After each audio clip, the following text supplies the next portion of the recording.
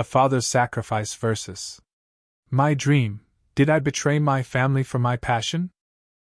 I, a 28-year-old man, am currently grappling with a decision that has shattered my family and left me feeling like a traitor. My father, Leo, a 65-year-old immigrant, came to this country with nothing but the clothes on his back, a fierce work ethic, and a single, all-consuming dream: to provide a better life for his children. He worked a soul-crushing job at an assembly plant for over 20 years, often taking double shifts and weekends, his hands calloused and raw, his body aching from the repetitive, exhausting labor.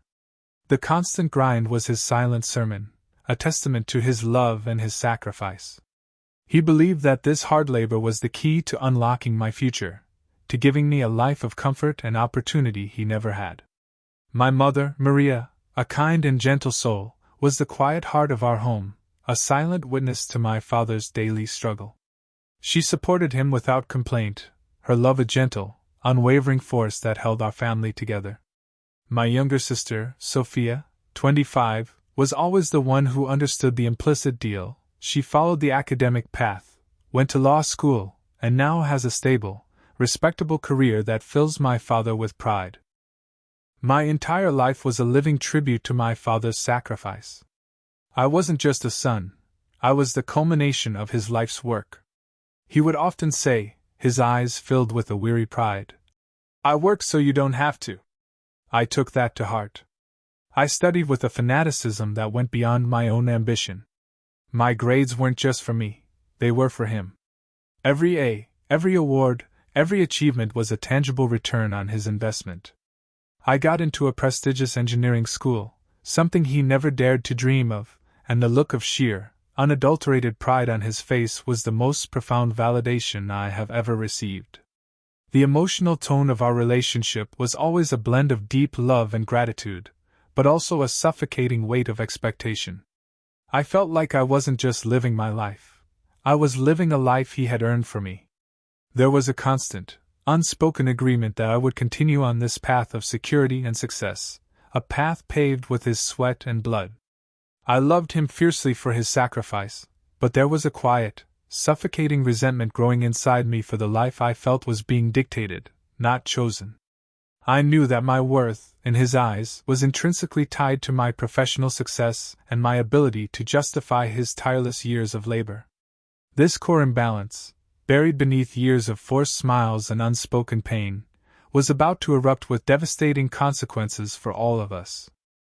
The slow, grinding build-up to this family implosion began the day I graduated with my engineering degree. I landed a high-paying job at a prestigious tech company, which my father celebrated as the ultimate victory. For a time, I felt an immense sense of relief, a validation of his sacrifice. I was living his dream. But beneath the surface, a quiet sense of hollowness began to set in. My days were a monotonous cycle of spreadsheets, meetings, and corporate politics. The intellectual challenge was there, but the passion, the spark, was completely absent. My true passion, my secret life, was the video game I was building. It was a simple, web-based platformer, but creating its world, programming its mechanics, and watching it come to life in the code was the only thing that made me feel alive. I spent my evenings and weekends immersed in this world, a quiet rebellion against the gilded cage of my corporate life. The subtle betrayals began there, fueled by my growing anxiety. I started to pull away from family dinners, making flimsy excuses about a big project, or needing to work late. My father, instead of questioning me, would nod with a solemn, paternal pride. "You're working so hard, son. It's good. It will pay off," he would say, completely missing the weariness in my eyes. My lies became more elaborate. I'd show him the company building with a proud, false smile, and he'd point at the windows, saying, "That's your future, my boy. That's what I worked for." Every single one of his comments, once a source of pride, now felt like a fresh sting of guilt. The red flags were screaming at me, constant panic attacks before Sunday dinners, the way I'd mentally prepare myself for another subtle reminder of my unlived potential, the way my heart would race whenever my phone buzzed, fearing a call from a family member I was avoiding. I noticed small, troubling changes in my father. His hands, once strong and capable, trembled. His back, once straight from a life of hard work, was now permanently stooped. These were physical reminders of the sacrifices he had made, and my guilt intensified exponentially, consuming me. I was living a double life, one that honored my father, and one that was desperately trying to free myself from the life he had so lovingly, and so unknowingly, imprisoned me in. Sophia, busy with her own career, noticed my distance but attributed it to just being an adult. She didn't understand the depth of my deception, or the profound sense of unfairness I felt. The tipping point came a few months ago, after my game's beta tests received overwhelmingly positive feedback. I knew in that moment that I couldn't go back to the spreadsheets. This was my life's work, my true calling. And I knew, with a terrifying certainty, that I had to be honest, even if it meant shattering the perfect facade of a life my father had built for me.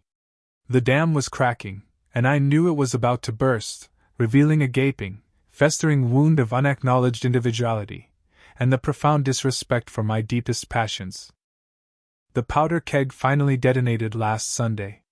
My parents and Sophia were over for dinner, and the mood was light, the air filled with the comfortable aroma of my mother's cooking. I had rehearsed the conversation countless times in my head, but no amount of practice could have prepared me for the devastating reality of it.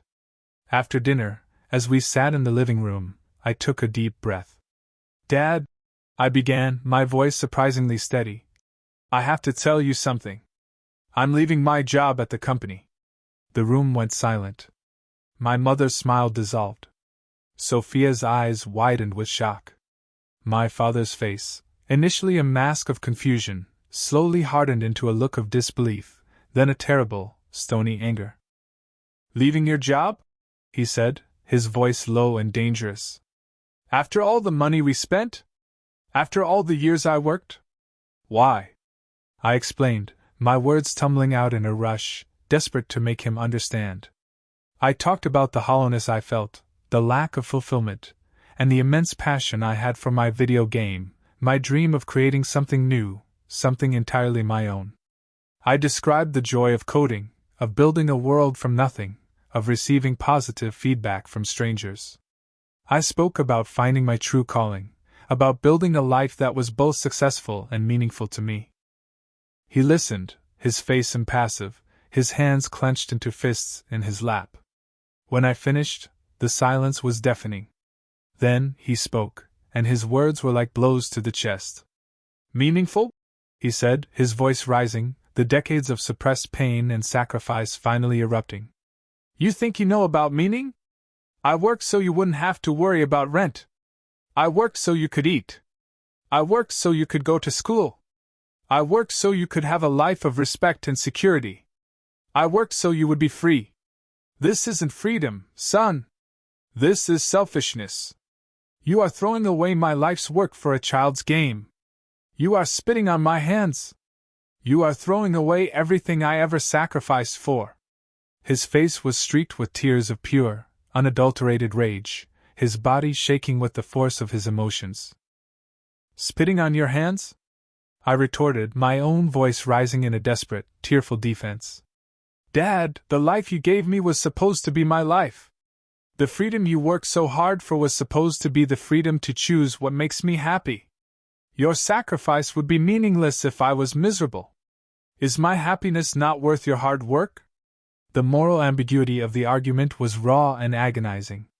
He saw his sacrifice as a gift, a perfect, unchanging path that I was obligated to follow to honor his love. I saw his sacrifice as a key, a tool he gave me to unlock my own unique, and yes, unconventional, future. His love was defined by security and stability. My gratitude was defined by the right to live a life of my own choosing. There was no easy answer. He was hurt, feeling his sacrifice was unappreciated. I was hurt, feeling that my entire identity was being invalidated. The confrontation was brutal, and in the end, I simply couldn't find the words to bridge the chasm that had opened up between us. The immediate aftermath of that explosive confrontation was a profound, suffocating silence. My father, utterly defeated, stood up and left the room without another word.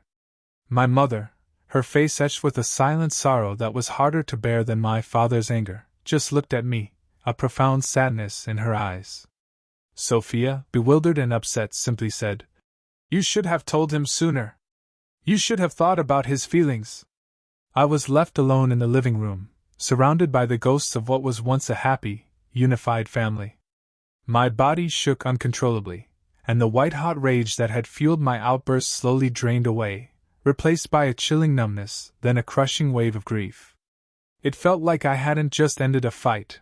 I had detonated my entire family structure, the one I had so painstakingly navigated for decades, only to discover its core was built on a conditional love and deeply ingrained expectations.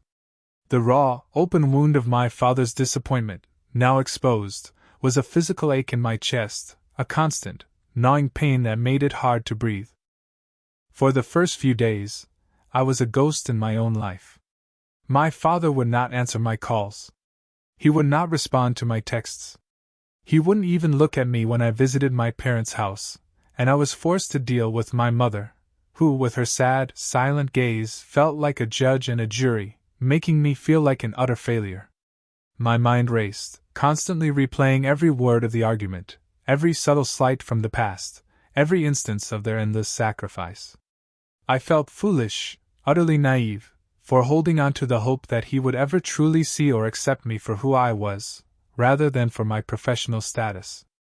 The guilt also started to creep in, an insidious whisper suggesting I was too selfish, too quick to air such a devastating truth in front of my aging parents. Did I really take his sacrifice for granted? The conflict also profoundly affected my other relationships. Sophia, who had always been my ally, now seemed distant and cold. Her brief, pained calls were filled with talk of my father's quiet despair. "He just sits in his chair, Mark. He doesn't say anything. He just looks at the floor." Her words were a torment. My mother, who had always been my confidant, now treated me with a gentle, wounded formality, as if I were a stranger. My own life, now professionally free, felt utterly isolated. The game I had poured my heart and soul into now felt tainted by the guilt and pain. I couldn't focus on the code. I couldn't create. The weight of it all, the loneliness, the confusion, and the terrifying uncertainty of what comes next, felt utterly crushing. I had gained my freedom, but it came at the cost of my family's peace. It's been almost a month since the explosion, and the silence from my father is absolute. My mother and sister still talk to me, but their words are laced with a quiet, pleading sadness. They seem to be waiting for me to apologize and return to the life my father built for me. Ben has been my unwavering anchor, my steadfast presence through this storm, but I feel the strain on him. I've spent countless sleepless nights replaying every moment of that confrontation. My mind is a whirlwind of conflicting emotions and doubts, and I desperately need an outside perspective to make sense of this wreckage. Was I too selfish? Did I go too far by prioritizing my own happiness over my father's pride, especially after all he sacrificed for me? I understand that from his perspective, he genuinely believed he was acting out of love and a desire for my security. He might feel that I was ungrateful, that I disrespected his life's work by choosing a path he sees as frivolous. Is my desire for a meaningful career a selfish, privileged luxury, something a son of an immigrant should never expect? I can't shake the guilt of having caused him such profound disappointment. On the other hand, the weight of being a living tribute to his sacrifice, rather than my own person, was a profound, lifelong injustice. The feeling of being unloved for who I truly am, rather than for who he wanted me to be, is a pain that runs bone deep. Was it wrong of me to finally demand autonomy and recognition for my true worth, for my passions and dreams, even if it meant a dramatic confrontation that shattered our family's fragile peace? I felt like I was fighting for my dignity, for my right to emotional safety, for the very essence of my happiness, even if it meant destroying his idealized vision of our family. So, Reddit, I'm turning to you because I'm lost and heartbroken. Was I wrong for finally telling my father that I was leaving my high-paying job for a video game, leading to a complete rupture in our family relationships? Was my outburst justified, a necessary act to finally liberate myself from years of emotional torture and an inauthentic existence? Or did I simply destroy any chance of reconciliation and cause irreversible pain, making myself the villain in this tragic story? I need honest, unbiased perspectives, because right now, I'm consumed by guilt, grief, and confusion, and I don't know how to navigate this fractured family dynamic or heal from this profound emotional wound.